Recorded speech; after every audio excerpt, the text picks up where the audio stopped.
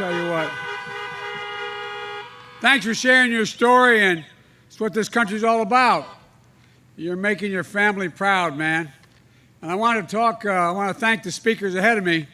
Commissioner, soon-to-be Commissioner, Jessica Holmes. Where are you, Jessica? I know you're here somewhere. And also State Representative Lewis Hawley. She's here. Zach Hawkins. Folks, and a great coach, Coach Lawson. I tell you what, my granddaughter's with me today, and she went to a school that Coach Lawson went to for a little while in Washington, and apparently Coach is telling me she's recruiting some of the girls' basketball team from my granddaughter went to school, and she showed me, Coach. She showed me a video you were doing for your team, where you made the distinction between competing and winning, the heart of winning, competing, and you talked about, though, working hard and competing. And everybody, you pointed out, works hard, but you said working hard is absolutely essential. But competing is even more consequential. You can work hard, but did you compete with everything you had? Competing because you know what's at stake, what is at the heart of winning. My good friends, Congressman G.K. Butterfield and David Price, who represent the 1st and 4th districts with decency and honor, they can tell you we're doing both, working hard and we're competing like we never did before, because so much is at stake for this nation. The very soul of the nation is at stake. Folks, as my coach used to say in college, it's go time. This is the most important election in our lifetimes. It's going to make all the difference here in North Carolina. The choice is clear as it's ever been, and the stakes have never been higher. The stakes in this election remind me of something my dad used to say. When he lost a job up in Scranton, Pennsylvania when I was a kid, when Cole died, and he moved down to Delaware, he used to always say, Joey, a job is about a lot more than a paycheck. It's about your dignity. It's about respect. It's about your place in the community. Then he'd say, this is God's truth. If I heard it once, I heard it 20 times. It's about being able to look your kid in the eye and say, honey, it's going to be okay. That's a lesson I've never forgotten. When I grew up surrounded by a lot of hard-working folks in Scranton, Pennsylvania, and Claymont, Delaware, where we moved. How many people today, though, think they can look their kid in the eye right now and say, it's going to be okay, and mean it? So many people are hurting. Over half the people in America say if they got a bill for $400 they didn't expect in 1 month, they wouldn't be able to pay it. They have to borrow the money or they have to sell something. Folks, unemployment times are hard. Unemployment's way up. Just this week, 1,200,000 people filed for unemployment. Folks are worried about making their next mortgage payment or rent payment, whether their health care will be ripped away in the middle of a pandemic, worried about sending their kids to school, worried about not sending their kids to school. They see folks at the top, they're doing better than ever, while they're left to wonder, who's looking out for me? Well, that's Donald Trump's presidency. More than 217,000 Americans dead because of COVID-19. Nearly 4,000 here in the state of North Carolina. On Friday, we saw the highest number of new cases in one day since July. In the last 2 days, worst day since July. Yet, the other night, Trump said in one of his rallies, we've turned the corner. And my grandfather would say, this guy's gone around the bend if he thinks we turned the corner.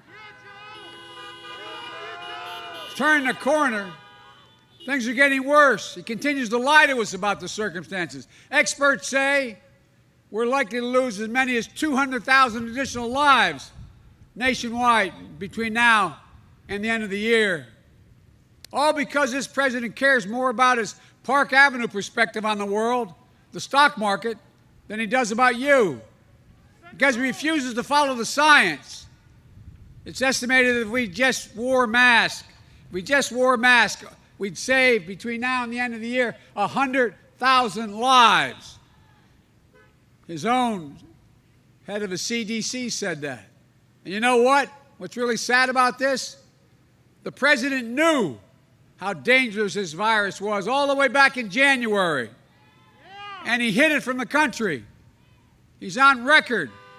He told Bob Woodward in a taped interview that the disease was deadly, much worse than the flu. And here's what he did. According to the New York Times, 3-4 days ago, his administration gave Wall Street investors a heads up, but he didn't tell us, just his friends on Wall Street. That's why they made so much money by, quote, selling short. Well, who got sold short? Y'all got sold short. And you know what's coming? But what happened to the rest of us? He tried to claim with Woodward he didn't want to panic the American people. The American people do not panic. Trump panicked.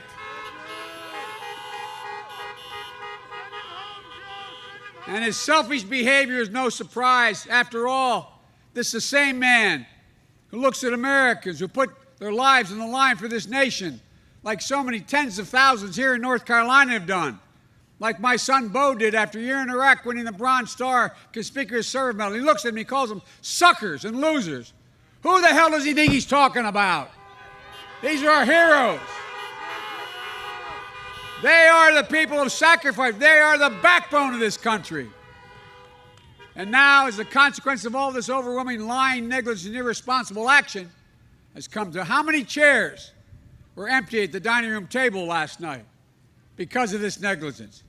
Folks, we're so much better than this. Despite the crisis we face, we have enormous opportunity if we just build. We can build back better. We just got to stand up and take it back. Look, we can build an economy that gets everyone a fair return on their work, an equal chance to get ahead. For example, the communities of color here in North Carolina and across the country, the question is, how do we break that cycle where in good times you lag behind, and bad times you get hit the hardest and first, and in recovery you're the last to bounce back? Well, the answer is about justice, criminal justice, police reform. I know this nation is strong enough to do both honestly face systemic racism and provide safe streets for our families and small businesses that too often bear the brunt of looting and burning. We have no need for armed militias roaming America's streets. This is the United States of America. And we should have no tolerance for extremist white supremacist groups marching and menacing our communities. But if you say we have no need to face racial injustice in this country, as he says, you haven't opened your eyes to the truth. There have been powerful voices for justice in recent months.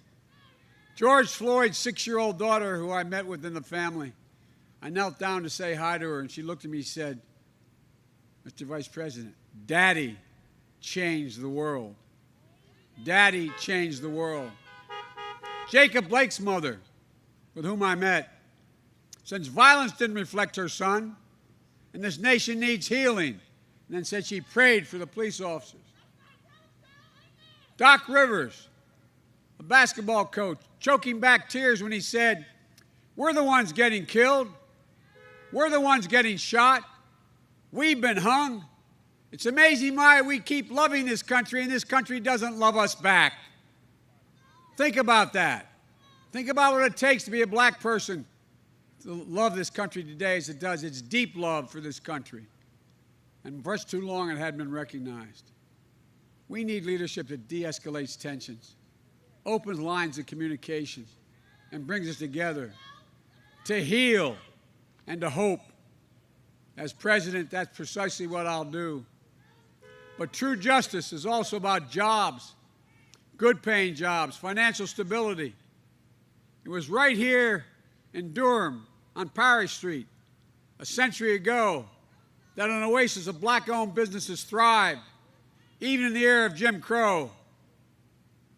Parry Street was one of the first examples of a flourishing black middle-class community in America, a place that offered the country a glimpse of what we could become if we chose to live up to our founding values. Giving families of color a real shot at a home, start a small business, send a child to college debt-free so they can build wealth and pass opportunity down through generations.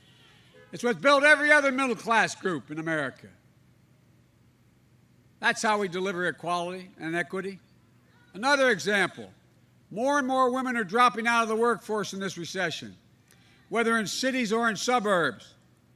I have a plan to deal with this pandemic responsibly, testing, tracing, masking, not politicizing a race for a vaccine, planning for its safe and equitable distribution, providing funding for PPE and other resources for schools to reopen safely, easing the caregiving crisis so many families are experiencing, squeezed between raising your kids and caring for an aging loved one, and protecting your health care. In the middle of this pandemic, why do Republicans have the time to hold a hearing on the Supreme Court instead of addressing the significant economic needs of local communities?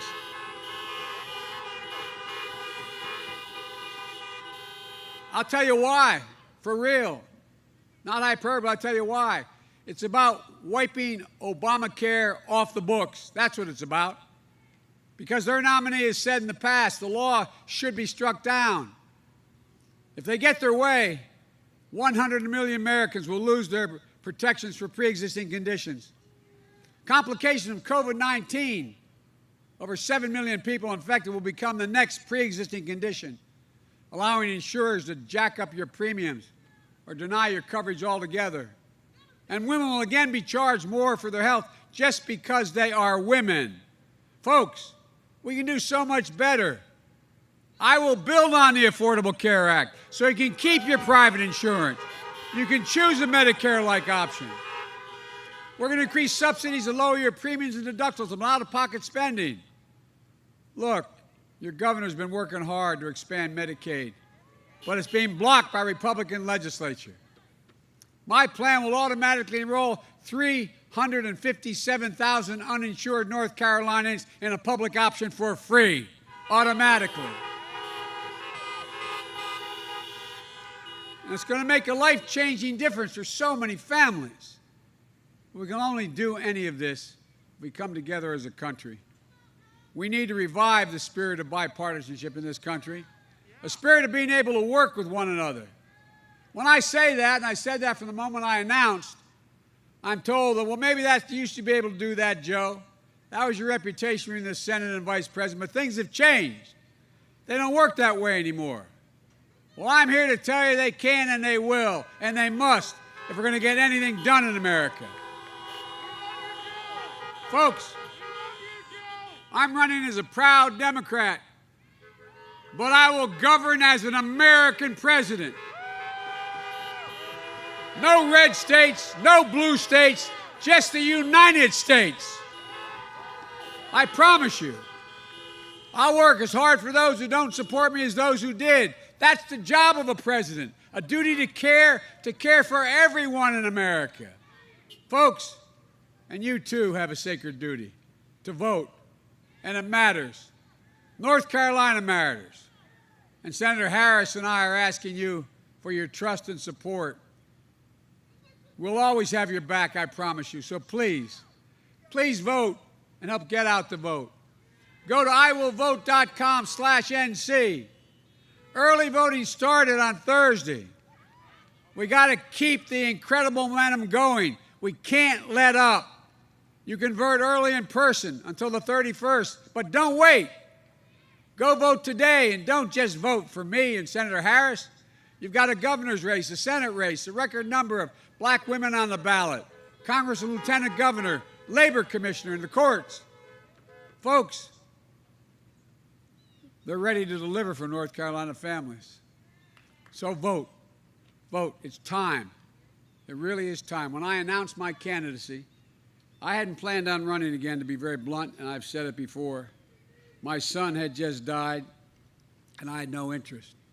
And then I saw those folks coming out of the fields in Charlottesville, carrying torches, Close your eyes. Remember what it looked like. Their veins bulging, shouting anti-Semitic bile, the same bile that was shouted in the streets of Germany in the 30s, carrying Nazi flags, accompanied by the Ku Klux Klan.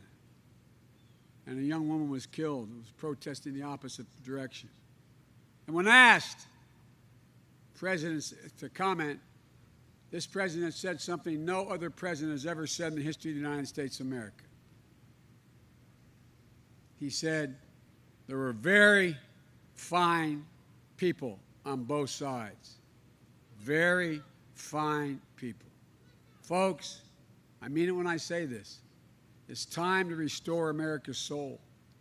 It's time to rebuild the backbone of America, the middle class, and this time bring everybody along, no matter your race, your age, your religion, your gender, ethnicity, or disability.